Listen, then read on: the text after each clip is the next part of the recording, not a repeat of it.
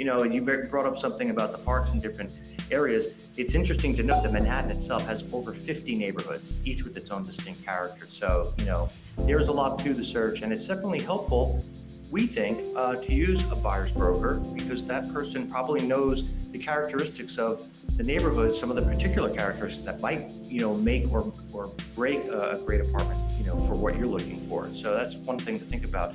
If buyers have questions, say they're looking online, they love the photos they see on the listing, should they email the broker? Should they call them? Like, what do people do to kind of get more information? Well, I think this brings up a larger discussion about whether you need a broker or not, and what is the value that a broker can bring.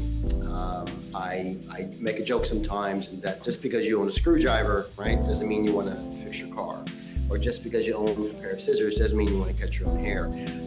Myself, I've sold well over 500 apartments. There's other professionals out there that have sold hundreds as well, and we do this day in, day out. So if this is going to be one of the major life decisions you make financially, I would highly encourage you to use a broker that you trust and that you think is knowledgeable and experienced. And because one of the things that people don't understand is that you don't pay your broker when you're working to purchase something. A buyer's broker, it comes free, so to speak. And that's because the seller pays for the entire commission.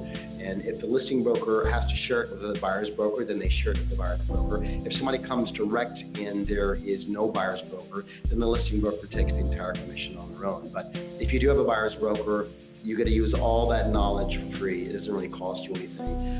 And also, whether you want to use a buyer's broker or not, at least in New York City, there's a good chance you're going to, because many people look at StreetEasy, and what they don't understand about StreetEasy's advertising model is that if you click, I want to see this apartment, or I have a question, or when you start to interact with somebody on StreetEasy, 99% of the time, you're going to be directed to a buyer's broker that they think that has some knowledge of the area and of the building, and they're not going to explicitly tell you that up front. So you're going to start to say, hey, show me this apartment, blah, blah, blah.